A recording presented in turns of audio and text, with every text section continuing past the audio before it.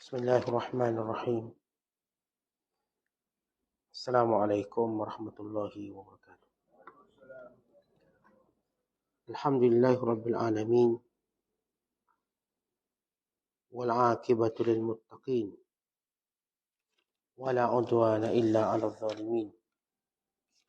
أشهد أن لا إله إلا الله وحده لا شريك له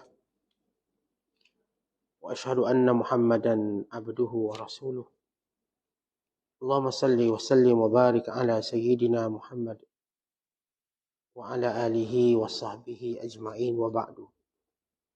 وقال المصنف رحمه الله تعالى: ونفعنا الله به وبعلومه في الدارين آمين.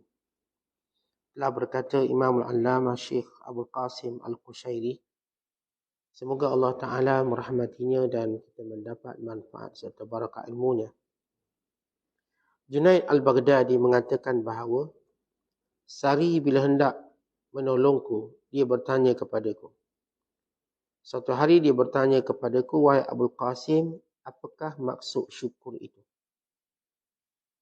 Maka jawab Junaid Al-Baghdadi, jangan minta pertolongan agar mendapatkan kenikmatan daripada Allah SWT. Katanya, dari mana hal ini kau perolehi? Maka jawab Junaid Al-Baghdadi, dari tempat-tempat pengajianmu. Menurut satu pendapat, Hasan bin Ali radhiyallahu ta'ala anhuma pernah berdoa di kawasan rukun di Kaabah. Dia mengatakan, ya Tuhanku, engkau telah memberikan kenikmatan kepadaku, tetapi engkau tidak menemukan diriku orang yang bersyukur. Engkau telah memberikan cobaan kepadaku, tetapi engkau tidak menemukan diriku orang yang sabar. Engkau tidak pernah menghilangkan kenikmatan disebabkan tiadanya syukur. Dan engkau tidak pernah menimpakan kesusahan disebabkan tiadanya sabar. Ya Tuhan, tiada zat yang maha mulia kecuali kemuliaanmu. Sebagian ulama mengatakan, bila tanganmu kau pendekkan untuk menghindari balasan, yakni bila tidak mampu membayar dan membalas dengan tangan kamu, maka panjangkanlah, balaskanlah lisanmu dengan lidahmu dengan bersyukur. Menurut satu pendapat, terdapat 4 perbuatan yang tidak menghasilkan buah dan tidak menghasilkan faedah. Yang pertama, berbicara dengan orang yang peka. Yang kedua, meletakkan nikmat kepada orang yang tidak bersyukur. Yang ketiga, orang yang menanam biji-bijian di tanah yang keras. Yang keempat, orang yang menyalakan lampu di tengah-tengah sinar matahari terik. Ketika Nabi Allah Idris AS diberikan keampunan sesudah kewafatannya, dia bertanya tentang kehidupan dan dia memohon supaya Allah hidupkannya kembali. Maka dia ditanya oleh malaikat, untuk apa hidup kembali?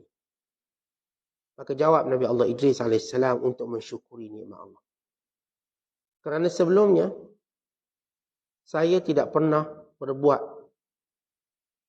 Kerana saya tidak pernah berbuat, dan saya tidak disibukkan bersyukur kerana sibuk untuk mendapatkan keampunan. Setelah itu malaikat menurunkan sayapnya dan membawa Nabi Idris ke langit. Dalam cerita yang lain dijelaskan, seseorang dari para Nabi menemukan batu kecil, tetapi mengeluarkan air begitu banyak. Nabi itu amat mengkaguminya. Maka Allah Ta'ala memberikan kemampuan batu itu untuk berbicara. Maka batu itu berkata, sebab kenapa banyaknya keluar air daripadanya, iaitu ketakutan saya kepada Allah. Saya menangis kerana saya mendengar firman Allah, fattaqun nar allati waquduha an-nas wal hijarah. Maka takutlah kamu akan api neraka yang bahan bakarnya ialah manusia dan batu.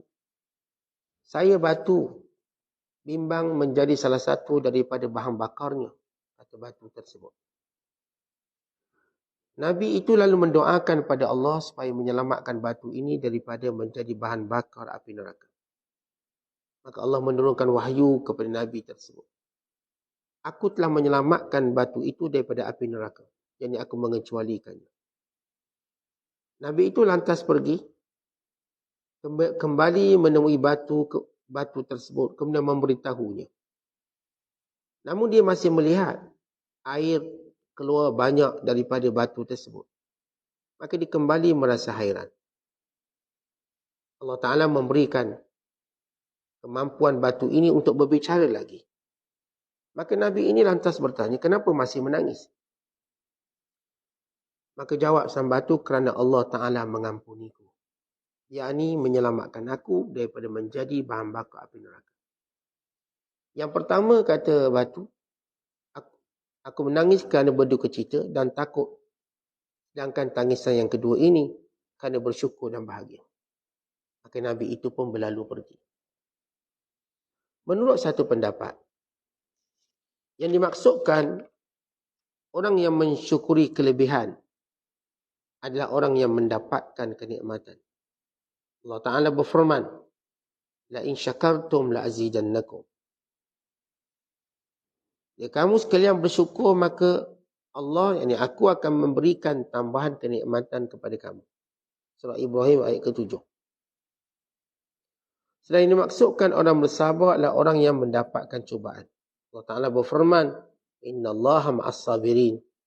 Allah akan selalu bersama orang-orang sabar. Muslimin dan muslimat sedang penonton yang dirahmati Allah sekalian.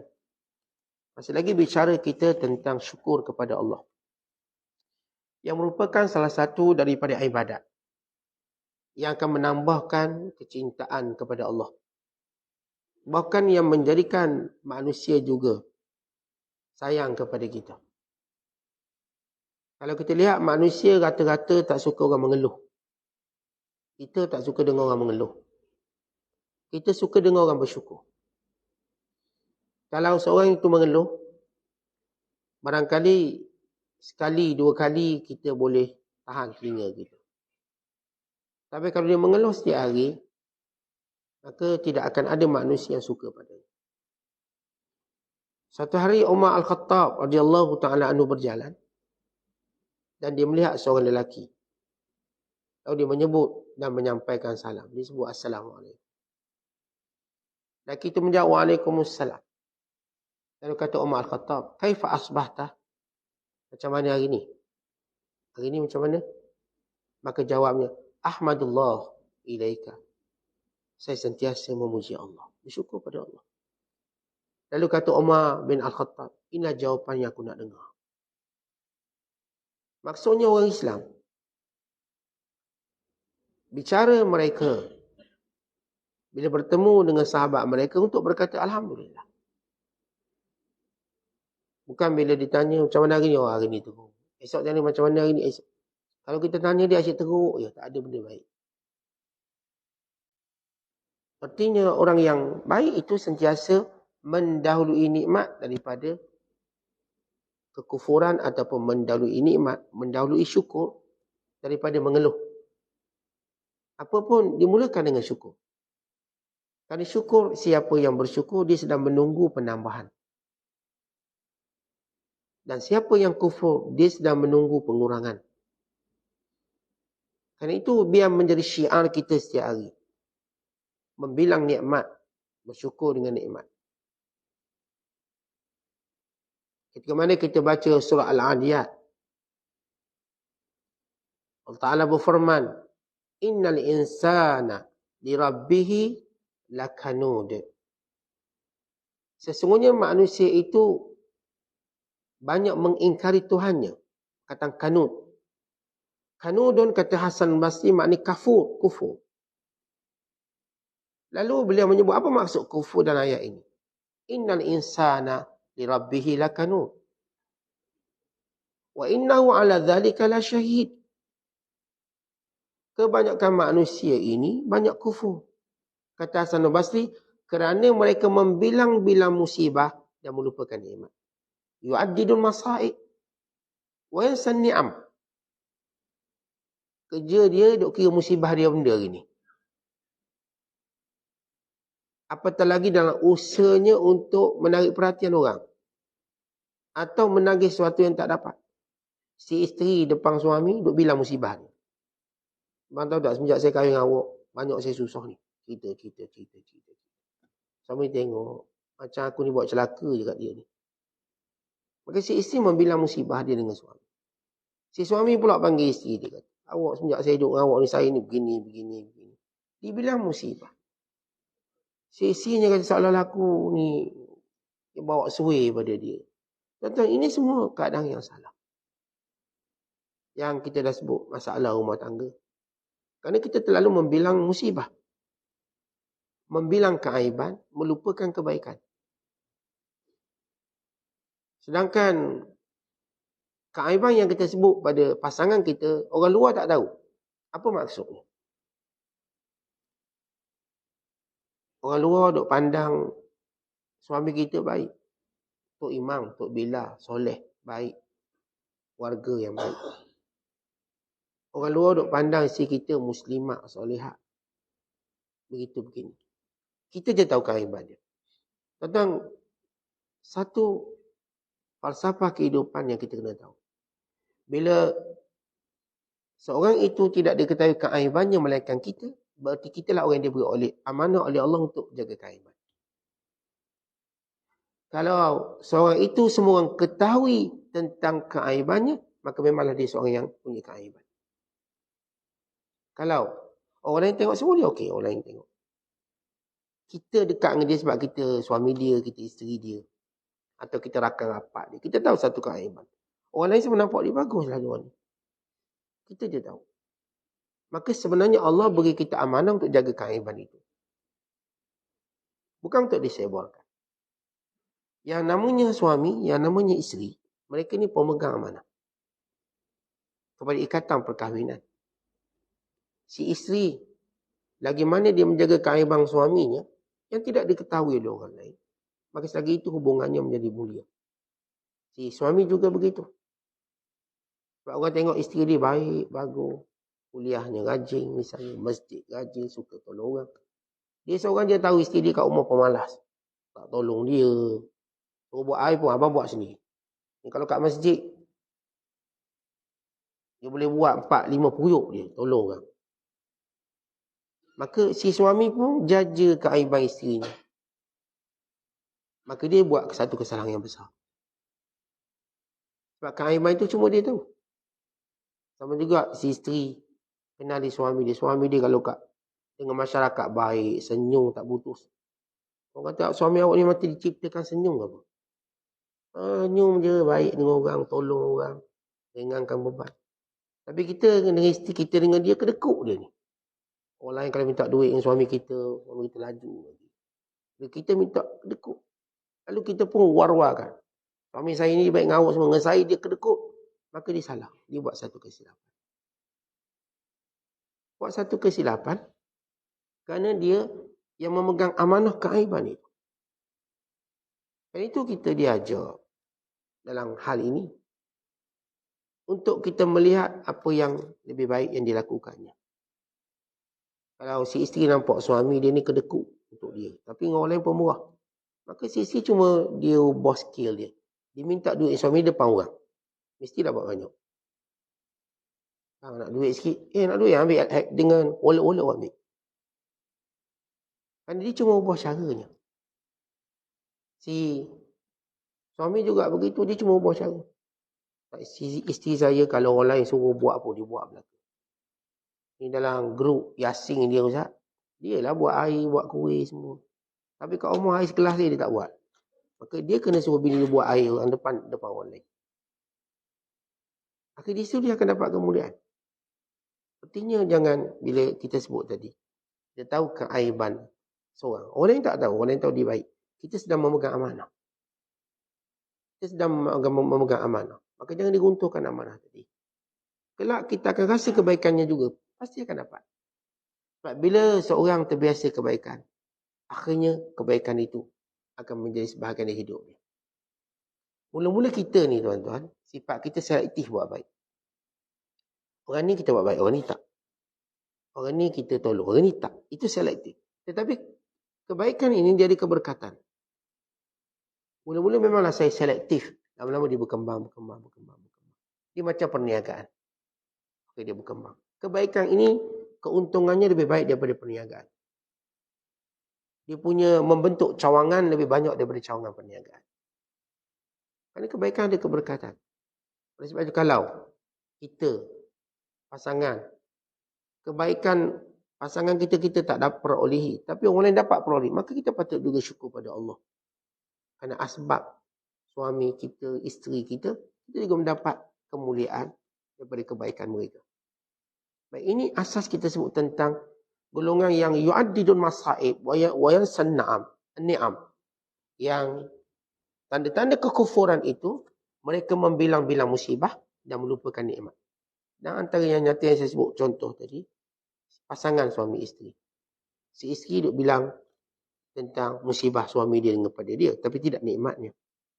Si suami juga begitu. Akhirnya kekufuran mereka meluas. Dan mereka tidak mungkin dapat memandang wajah antara satu sama lain. Melainkan ditambahkan kebencian. Tapi kalau disebut kebaikan, sebut kebaikan. Kerana itu kita diajar atas makna syukur. Sentiasa memuji Allah Ta'ala, sentiasa menyebut kebaikan, sentiasa membilang nikmat. Lalu mereka berkata, membilang nikmat itu adalah ibadat. Kata kita bilang nikmat itu, seperti kita sedang berzikir dengan bilangan zikir. Tuan-tuan, waktu tuan-tuan zikir, subhanallah, alhamdulillah, Allahu akbar, dan lain-lain zikir. Sama seperti tuan-tuan berzikir dengan Allah berikan kesihatan, Allah berikan akal, Allah beri sekian. Maka itu zikir nikmat. Dan kadang-kadang zikir nikmat itu lebih baik daripada zikir lafaz. Kita zikir lafaz Allah, la ilaha illallah, dengan kita zikir nikmat. Maksudnya, ingat nikmat. Ingat nikmat Allah Ta'ala beri hidayah pada kita. Ingat nikmat Allah tutup keaiban kita. Ingat nikmat Allah Ta'ala beri kesihatan pada kita. Ingat nikmat itu dan ini. Sehingga kita tidak mampu untuk melupakan segala kemuliaan kebaikan Allah Ta'ala pada kita. Lepas itu kata seorang ulama, aku hidup dalam dua nikmat. Nikmat dosa yang Allah tutup daripadaku. Sehingga orang tak tahu aku buat dosa. Kata Allah tutup dosa kita, Allah tak jadikan dosa ni berbau. Allah tak jadikan dosa ni orang dapat tengok. Itu tutup. Kalau tidak kerana nikmat tersebut, nescaya semua orang nampak manusia ni aib. Maka nikmat pertama. Yang kedua kata para ulama, nikmat yang kedua, Allah campakkan kasih sayang orang pada saya. Walau kalau dia tahu perangai saya, dia takkan sayang saya. Allah jadikan kasih sayang ini fitrah. Orang tengok kita, orang suka kita. Kata ini nikmat. Nikmat yang kita tak payah bayar apa-apa, tiba-tiba dia suka kita, dia sayang kita. Maka nikmat ini yang kita terus lupakan. Yang kita dah sebut beberapa hari lepas. Yang menjadikan nikmat itu hilang kerana kita lupa menyebutnya. Maka sebut kembali. Yang menjadikan nikmat itu hilang. Tiba-tiba hilang nikmat yang kita pernah kecapi. Kerana kita lupa menyebutnya. Maka sebut kembali. Ni ada orang tu dia bercerai. Dia bercerai, tahulah dia cerita lah benda buruk-buruk masing-masing. Duk kebek. Dan akhirnya dia bercerai.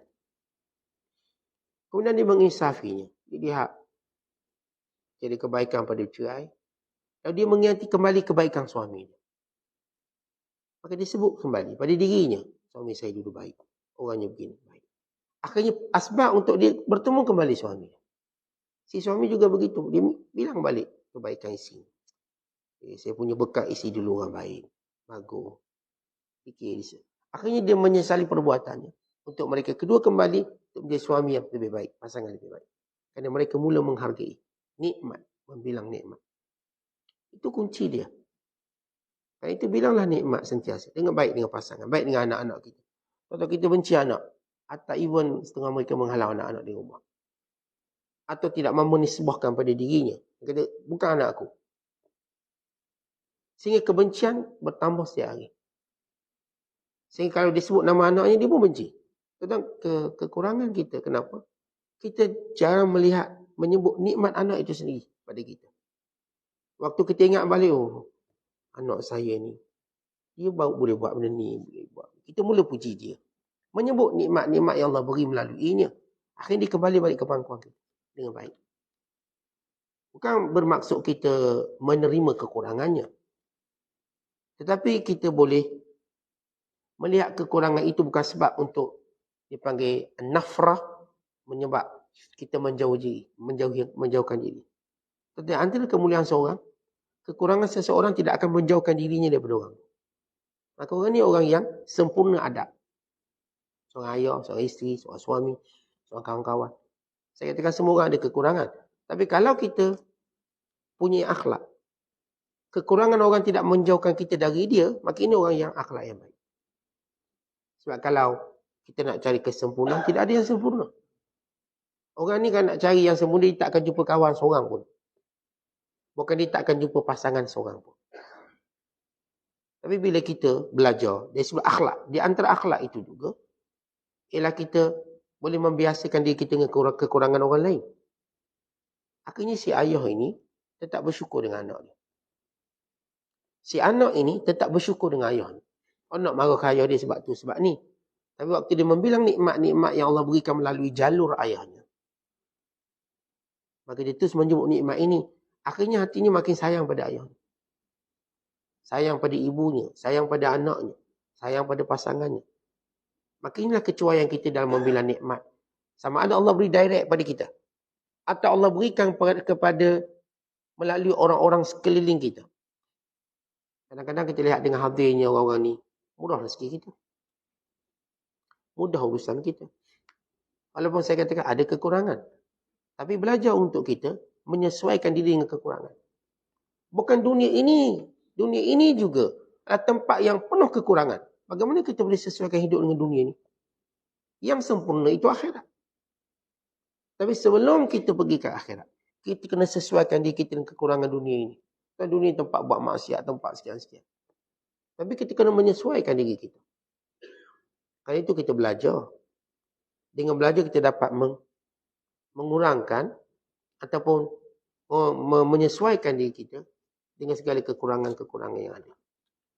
Kalau kita tengok bagi orang yang buat baik, dia akan give up dengan dunia ini. Kenapa? Semua orang jahat ni nampak. Ini sebenarnya kejahilan dia dalam makna, dalam mengerti sesuatu perkara. Sebab itu belajar bersyukur. Kerana orang yang kurang syukur, kurang ilmunya. Orang kata seorang sahabat Nabi SAW. Bila kita kurang syukur, sebenarnya kita adalah kurang ilmu. Bila mana kita mula belajar dan belajar. Bukan sekadar kita belajar tahu, sebenarnya kita sedang belajar untuk bersyukur. Makin banyak ilmu kita dalam mengenali Allah Ta'ala, maka kita nampak syukur-syukur yang tersembunyi. Yang perlu kita dedahkannya.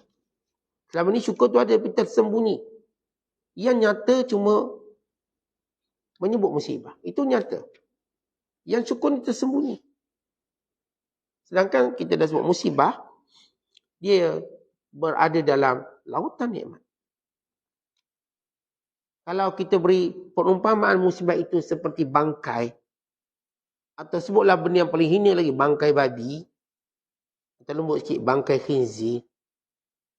Kalau itu musibah umpamanya, dia berada pada lautan nikmat. Dia tidak boleh mengotori atau menandasi laut itu. Dia luasnya. Maksudnya kalau orang faham. Sehina-hina musibah kita sekali, dia tetap berada dalam lautan nikmat. Yang kalau kita sedar bahawa bangkai yang berbau busuk yang dalam terkandung dalam musibah tidak mampu menajisi air laut. Maksud tak mampu mengurangi nikmat kita, tak mampu. Lepas tu tuan-tuan duduk, tafakur, fikir, lihat nikmat. Tuan-tuan letak satu musibah di sini, kemudian tuan-tuan cerita nikmatnya. Tenggelamkannya. Biar bangkai itu merepuk di situ. Untuk terus kita melihat keindahan pantai dan keindahan lautnya. Lihat keindahan nikmat. Jangan melihat kesedihan pada musibah. Sebab itu manusia yang meletakkan dirinya dalam kebinasaan. Bukan musibah itu membinasakan manusia. Tetapi gagal menyebut nikmat ketika datang musibah. Ketika datang musibah, gagal menyebut nikmat. Hari ni tak untung, kita pun gagal untuk sebut, semalam saya untung dah banyak. Tak apa lagi ni tak untung. Malam untung banyak. Hari ni tak untung pun mungkin kita pun tengok sebab-sebab yang positif. Kita jual kuih hari ni tak berapa laku. Semalam insya-Allah. Siap orang tanya. Sikit benar buat kuih. Malam lah. Apa licin ni. Dengan meja-meja kita nak angkut. Beli. Hari ni tak habis pula. Lemak tak habis. Buat si minyak tak habis.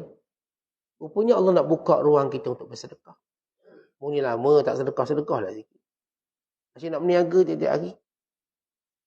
Langsung sedekah. Oh, hari ni saya buka gerai hanya untuk bersedekah. Ambillah nasi ni cuma ambil. Rupanya Allah nak beri ruang itu. Sampai kepala kita tak tersibuk dengan untung duit, ya segitu. Ada hari Allah Ta'ala, bila barang tu tak habis, maka apa alternatif kita? Tak laku ni. Niaga 6 pagi, masuk pukul 8 tak habis-habis. Kita boleh tahu, biasa pukul 8 dah slow. Tapi pukul 8 tu ramai lagi tak sarapan. Maka kita ada pilihan. Mencari keuntungan ukhrawi. Yang barangkali lama dah kita tak buat. Lama tak buat. Tak perasan lama tak buat. Allah nak beri kita ruang tadi. Maka kita tahu, wah, dia punya strategi. Hari ni, saya nak sedekah kan. Sedekah si lemak sini, sedekah si minyak. Kuih-kuih bagi ni. Maka hari ni kita untung dengan perniagaan sedekah. Begitu kita melihat setiap ujian tadi. Terkandung nikmat yang Allah Ta'ala nak berikan kepada kita. Kita boleh sebut Alhamdulillah. Hari ni saya berpeluang untuk buat kebaikan. Alhamdulillah. Maka akhirnya esok Allah bagi. Double lagi. Triple lagi. Demikian orang yang memahami nikmat. Tidak didatangkan musibah. Bila mana manusia tetap bersyukur dan bersabar, melainkan Allah akan ganti tempat musibah itu dengan nikmat yang lebih baik. Itu yang disebut oleh Umar bin Abdul Aziz. Dan nikmat kita ni bagaikan rantai tasbih. Tasbih. Tiba-tiba datang musibah, dia macam putus tali tasbih tu. Dia boleh gugur semua nikmat tu. Jatuh.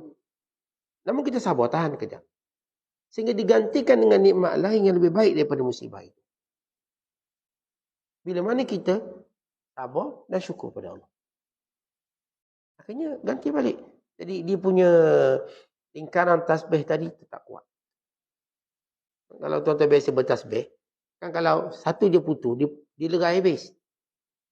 Tapi kalau tuan-tuan tahan dia. Padahal yang lain tak ada masalah, dia putus situ je. Kat lain tak putus situ. Tapi kalau tuan-tuan biarkan, dia jatuh semua tasbih. Ini tinggal yang batang tengah tu je. Yang lain semua habis. Kita dah selerak, kita dah tak nak peduli. Begitu bila datang ujian, dia boleh putuskan semua nikmat. Tapi tahan dia, tahan. Kerana kita masih lagi dalam nikmat yang banyak. Tahan dia. Dengan sabar. Tahan dia dengan syukur pada Allah.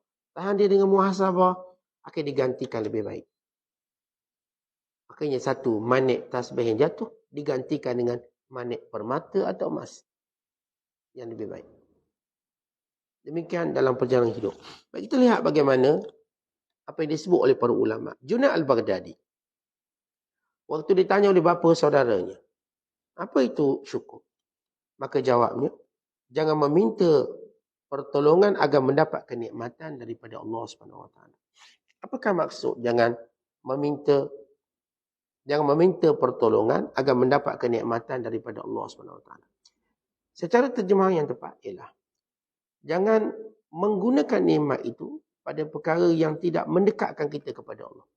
Itu terjemahan lebih tepat. Di sini disebut jangan meminta pertolongan yang menggunakan nikmat itu untuk membantu kita agar mendapat kenikmatan daripada Allah. Saya sebut ada sikit kelonggaran terjemahan. Dia punya terjemahan ialah tidak menggunakan nikmat itu pada perkara yang bertentangan dengan nikmat Allah itu. Kita boleh dapat satu nikmat. Jangan guna nikmat itu pada perkara yang bertentangan dengan nikmat Allah Ta'ala. Allah bagi kita kesihatan. Maka jangan gunakan benda yang bertentangan dengan apa Allah bagi dengan buat maksiat. Sihat buatlah baik. Disebut dalam satu asar. Bila seorang tu sakit, kemudian Allah sembuhkan. Kemudian dikembali buat maksiat, kata malaikat. Kami telah rawat dia dengan rawatan. Dengan tarbiyah, sakit kemudian sembuh. Namun, rawatan itu tidak beri manfaat padanya. Dia kekal buat maksiat juga. Contoh kalau kita tengok hidup kita. Hari kita sihat. Apa benda kita nak buat? Oh, macam-macam dah. Ikut nafsu semua. Datang sakit. Bila datang sakit, kita mula doa. Minta orang doa. Mula ingat Allah. Kata itu cara Allah menegur kita. Bahawa selama ni kita leka dengan maksiat, leka dengan Tuhan. Lalu datang sakit. Kita kembali ingat Allah. Kita kembali diingatkan. Lalu kita pun sihat. Bila sihat, kembali macam dulu. Sama. Maka kata malaikat, kami sudah rawat dia. Kami berikan kesembuhan. Namun dia tetap kembali pada penyakit dia. Ini maksiat. Lalai. Dan sebab itu bila kita sebut apa itu syukur, jangan menggunakan nikmat Allah yang bertentangan dengan apa yang Allah beri pada kita. Allah beri kita harta. Maka jangan guna untuk menolong perkara maksiat. Buatlah perkara yang taat. Allah beri kita ilmu. Maka jangan digunakan ilmu tadi dengan tujuan yang salah. Mereka tujuan yang baik. Demikian setiap nikmat Allah jangan digunakan pada perkara yang bertentangan dengan nikmat tadi. Biar selaras dengan nikmat tersebut. Allah beri kita pengaruh sampai kita dikenali. Orang kenal semua kita. Maka gunakan pengaruh tadi untuk mengangkat orang-orang yang tidak terkenal. Sebab kita terpengaruh ni, kita pergi makan kedai itu jadi maju. Sebab kita terpengaruh ni, kita minta orang tolong orang ni, semua orang tolong orang ni. Kita guna pengaruh itu dengan baik. Jangan menggunakan hanya untuk kepentingan diri. Okey, lantik saya duta, bayar saya sekian-sekian. Hanya kepentingan diri. Akhirnya orang ni tak glamour lagi. Habis. Dulu semua produk dia duta. Dia guna sungguh glamour dia tadi. Sehingga dia lupa satu perkara. Untuk dia buat kebajikan dengan glamour dia. Oh, siapa pun nak ambil gambar dia sekeping pun kena bayar 500. Ada seorang hamba Allah cerita pada saya. Ada seorang hamba ni glamour. Nak ambil gambar dia kena bayar RM500. Tak boleh nak ambil free-free tak bagi dia. Boleh? 500. Lepas tu nak ambil gambar, pegang kacang pula. Lagi mahal. Promo kacang ni. Itu lagi mahal bayar. Tuan-tuan sekalian, kita tak kata salah jadi duta produk. Tak salah. Tapi gunakan juga ruang glamour tadi untuk buat perkara yang baik untuk agama. Dan awak dah glamour, guna sesuatu yang mungkin akan menjinakkan hati manusia pada kebaikan. Oh, guna pengaruh awak supaya orang bantu masjid ni. Supaya orang bantu madrasah ni. Supaya orang bantu orang fakir ni, orang miskin ni. Gunakan pengaruh tadi. Gunakan pengaruh kita ada sekarang untuk tunjuk sokong pada Palestin. Sokong pada umat Islam. Maka ini benda yang akan memberi pahala yang besar. Lepas tu kita lihat ramai selebriti yang berpengaruh. Hatta pada dunia barat. Ataupun yang bukan Islam. Mereka gunakan betul-betul pengaruh secara percuma untuk menyokong umat Islam di Palestin. Yang ada seorang warga Israel di Britain. Dia kata, saya sekarang duduk di sini, saya takut nak cakap bahasa Yahudi. Kerana kebanyakan ni rakyat Britain tadi mula menyokong umat Islam Palestin. Kezaliman yang dibuat. Sampai saya takut nak cakap bahasa Yahudi. Lihat, mereka gunakan pengaruh ramai mereka. Jadi siapa yang ada pengaruh? Siapa yang glamour popular? Kita tak kata haram jadi duta produk. Silakan, itu rezeki dia. Tapi gunakan juga pengaruh untuk kebaikan. Ajak orang ke masjid. Ajak peminat datang masjid. Ni ajak peminat-peminat duduk bawah pokok kelapa. Duduk kat pantai. Duduk kat mall. Yang glamour ni pergi mall. Meletup mall. Ni awak glamour-glamour yang datang masjid di 3-4 orang. Biar penuh masjid ni pula. Itu kita gunakan pengaruh. Popular kita. Maka ini orang-orang yang menggunakan nikmat dengan betul. Dan setiap nikmat Allah akan tanya. Tapi bila kita gunakannya pada jalan Allah, maka untung kita. Untung tak rugi. Kita mendapat bahagiannya. Hasan bin Ali radhiyallahu ta'ala anhu, antara doa Hasan bin Ali tu, Hasan bin Ali bin Abi Talib radhiyallahu ta'ala, cucu Nabi SAW. Dia pergi dekat rukun. Maksudnya Kaabah tu, di setiap sudut dipanggil rukun. Dia pergi salah satu daripada rukun. Di sini tak sebutlah rukun mana, Yamani ke Hajar Aswad. Atau mana-mana rukun. Bila sampai dekat rukun, dia pun berdoa pada Allah. Dia kata, Ya Allah, Engkau dah beri aku banyak nikmat. Tapi aku mengetahui syukurku sikit. Aku tak bersyukur betul. Ya Allah, engkau beri aku ya Allah, engkau berikan aku ujian. Tapi aku tak mampu sabar. Namun ya Allah, nikmat yang kau beri tak pernah putus walau aku tak bersyukur. Walau kurang syukur. Dan musibah itu engkau tak tambah walau aku tak sabar. Itu dalam perintah Allah. Allah ajar kita nikmat ni, kita syukur. Itu Allah ajar kita. Tapi dia lihatlah kecuaian kita. Banyak mana nikmat kita tak syukur. Banyak mana nikmat kita tak syukur. Namun Allah, walaupun Allah kata kalau syukur aku tambah. Namun sifat pemurah Allah, walau kita tak syukur Allah tambah juga. Kalau kita dapat satu, duk main eleh-eleh gitulah. Ni nasi lemak ni, nasi lemak je. Ni payah nak syukur ni. Tengah hari dapat hari, ni biryani. Biryani. Walau kita kurang syukur Allah tetap beri ni. Beri. Ya, bagaimana sifat pemurah Allah. Datang petang pula ni, megoi mamak. Telur menari atas tu. Biji. Kita pun, mi. Dia habis-habis nak sebut Alhamdulillah tu payah. Payah nak sebut Alhamdulillah angkat. Eleh je dia. Datang lagi nikmat. Kita duk mengeleh-ngeleh macam tu. Tak bersyukur pada Allah. Allah tetap bagi. Kita lihat pemurahnya Allah. Ya, kecuaian kita. Tetapi kita kena ingat. Di sebalik pemurah Allah Ta'ala.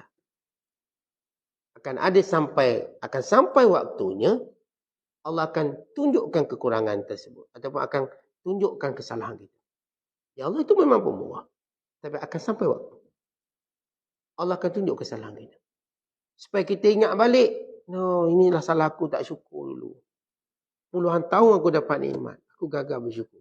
Hari ini Allah dah beri pengajaran pada kita. Baru kita tahu.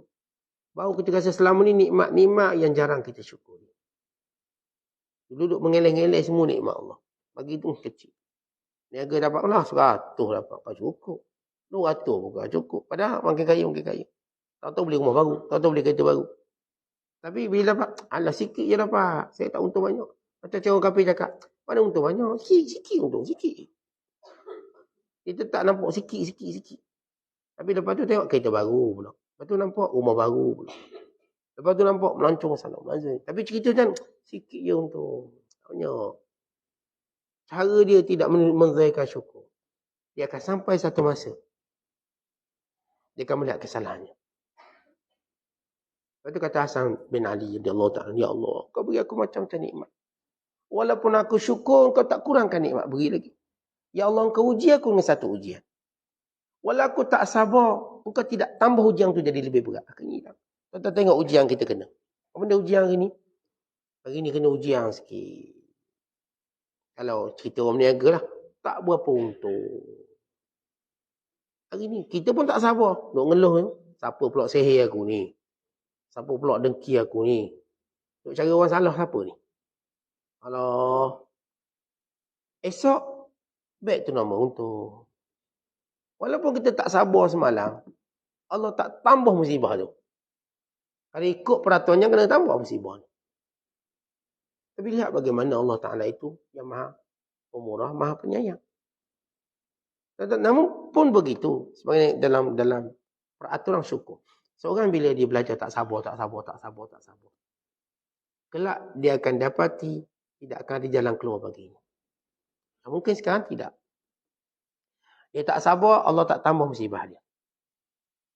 Dia pun okey balik. Kena balik ujian. Dia pun tak sabar lagi. Ngeluh sana, ngeluh sini. Allah angkat balik ujian.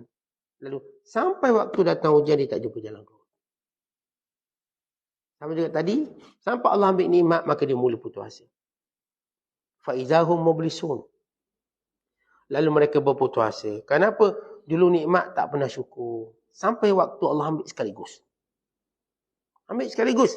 Akhirnya dia pun akan putus asa.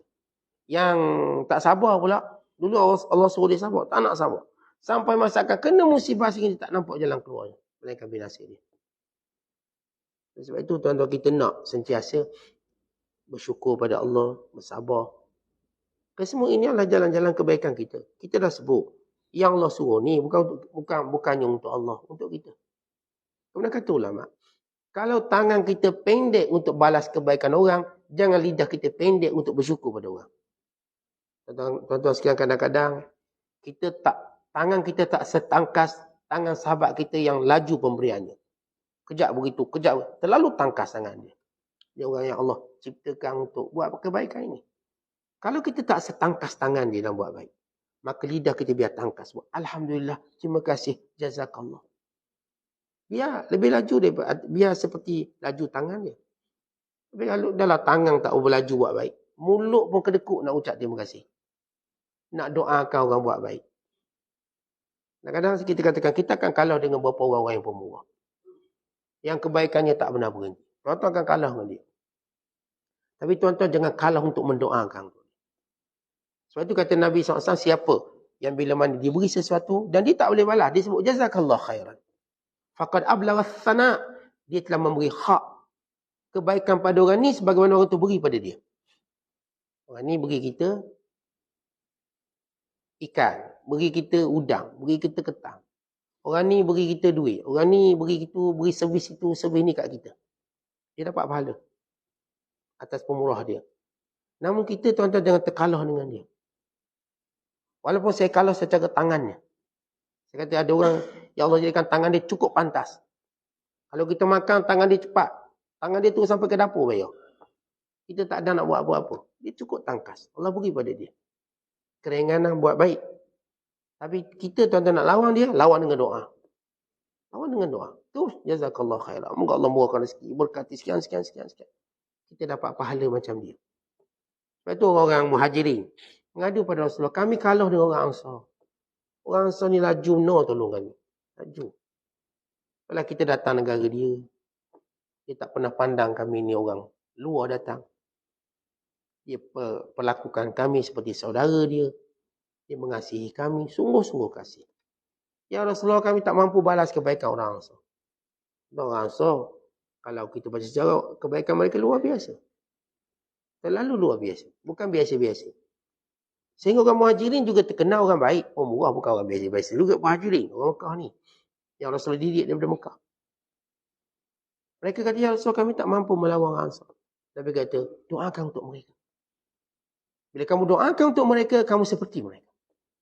Mulalah orang-orang muhajirin banyakkan doa untuk orang Ansar. Orang ni buat baik, didoakan. Buat baik, didoakan. Maka masing-masing dapat kebaikan. Itu bila ketika mana tangan kita pendek untuk buat kebaikan. Jangan lidah ni pendek untuk buat kebaikan dengan bersyukur. Dengan berterima kasih. Dengan mendoakan. Maka ini tanda orang-orang yang tetap punyai kemuliaan dalam diri dia. Jadi kita boleh kenal orang ni tuan-tuan. Dia mulia. Kalau dia tak boleh memberi, dia tak lokek berdoa.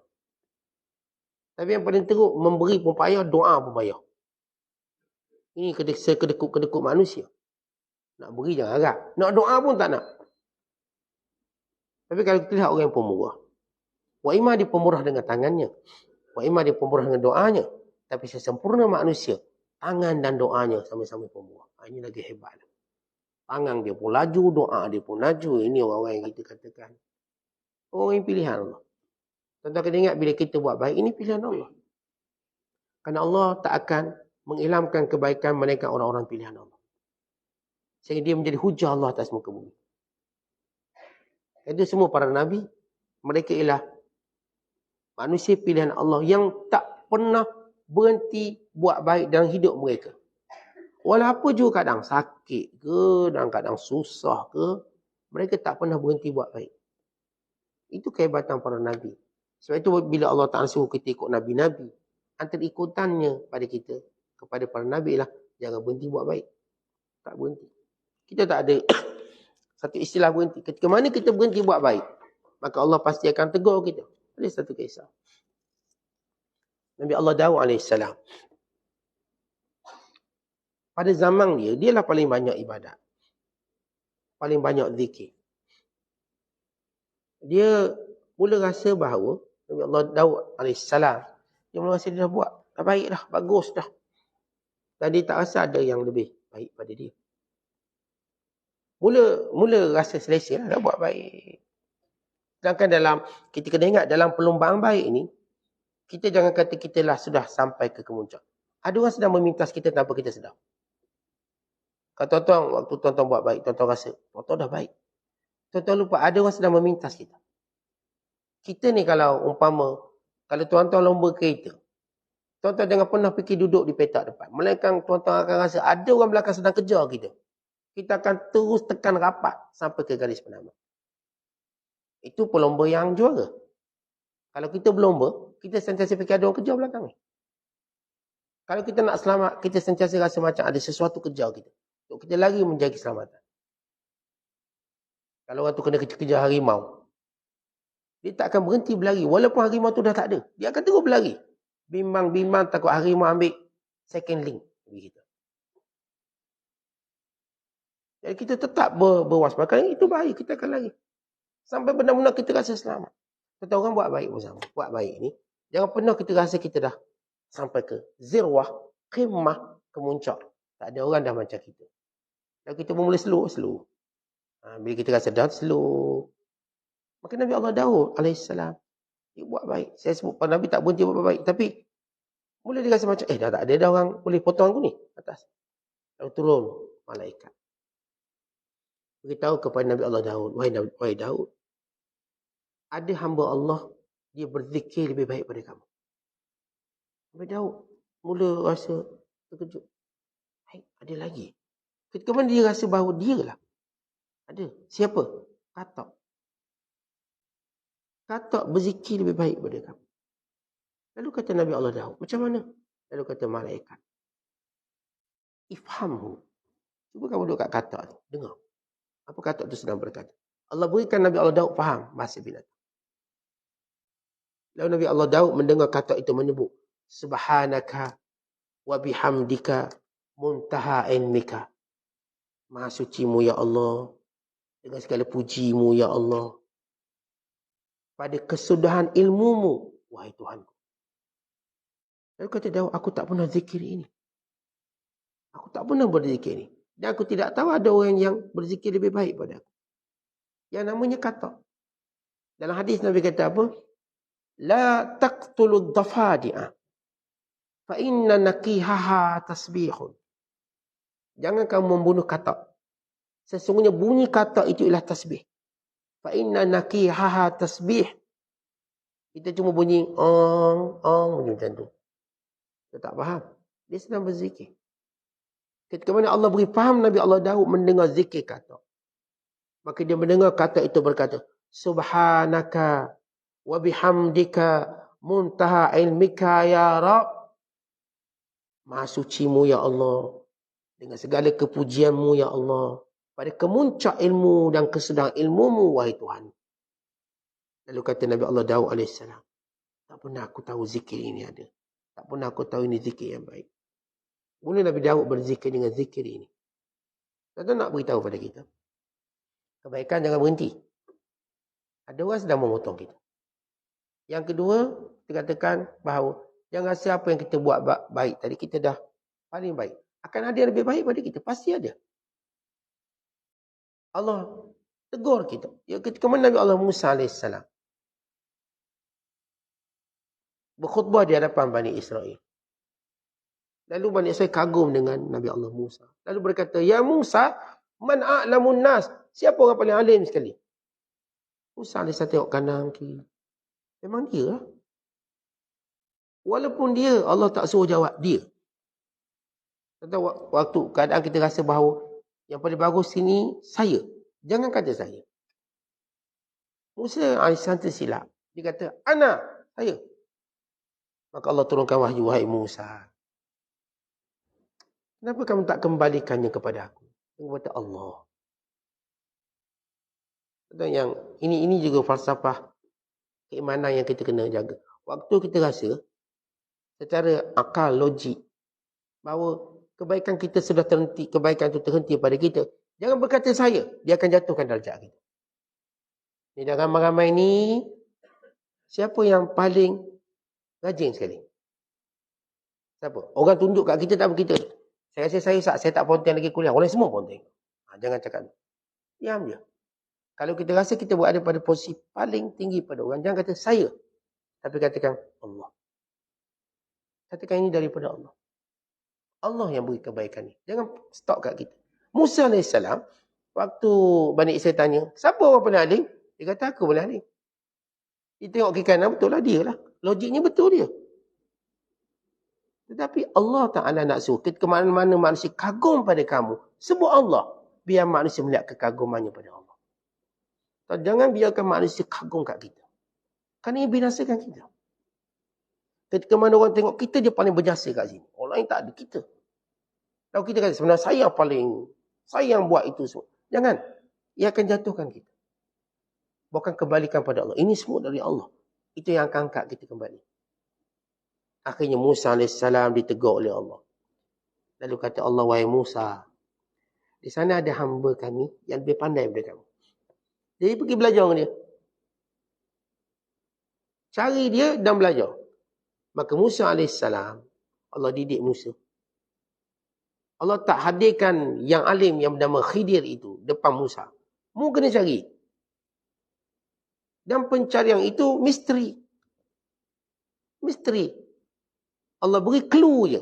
Allah tak kata kat sini, kat sini, kat sini. Kilometer berapa, tak ada. Clue je. Maka Musa perlu mencari. Dan Musa cuba nak faham clue tu. Sehingga Musa AS kata, tak apa, kita tetap cari walau habis usia kita.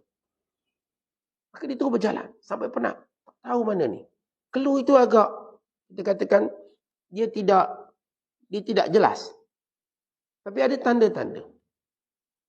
Maka tanda tersebut ialah ketika mana ikan masin yang dibawa oleh Nabi Musa hidup. Meloncat keluar daripada karungnya, lalu berenang kembali di lautan. Dan meninggalkan jalannya. Yang teman Nabi Musa, khadam Nabi Musa bernama Yusha' bin Nun. Bila mereka penat sangat, akhirnya mereka tertidur. Yusha' dia belajar adab, dia takkan tidur sebelum Nabi Musa tidur. Maka Musa pun tidur. Penat. Bayangkan dia punya jalan jauh, penat. Lalu Yusha' bin Nun, dia melihat kantung ikannya mula bergerak. Lalu meloncat keluar. Ikan masin itu. Masuk dalam laut. Terus berenang meluncur dengan begitu laju. Tapi ditinggalkan lorong. Jalan. Sebagai tanda bahawa dia lagi di situ. Yusha' begitu kagum tengok cerita ikan masin hidup. Tapi dia belajar adab lagi, tak gerak Nabi Allah Musa. Kerana kita dilarang gerak untuk guru bila tidur. Untuk guru boleh gerak kalau kita tidur. Untuk guru kalau tidur, kita jangan gerak. Maka Yusha' bin Nun tak nak gerak. Lalu Yusha' bin Nun pun ngantuk juga, dia pun tidur. Dan dia dah lupa. Kata beza budak tidur dengan kita tidur. Kita orang tua. Kalau kita ingat sesuatu, kemudian kita tidur, kita akan lupa benda yang kita ingat sebelum. Budak-budak, kalau dia ingat sesuatu, dia tidur, dia akan ingat balik apa yang dia ingat sebelum dia tidur. Kerana budak-budak bila dia tidur ni proses menguatkan ingatan. Orang tua bila tidur, proses buang ingatan. Sebab tu kalau tuan-tuan kuliah aku nak tidur, memang tak ingatlah saya cakap apa, tak ingat, lupa. Tak cakap apa lah. Dia mula-mula mukaddimah dia ingat. Tengah-tengah dia tidur, dengan mukaddimah dia tak ingat. Begitu kekurangan antara tidur orang tua dengan tidur budak-budak. Jadi tuan-tuan fikir-fikirkan, kita ni masih budak ke dah tua? Wallahu a'lam. Assalamualaikum warahmatullahi wabarakatuh.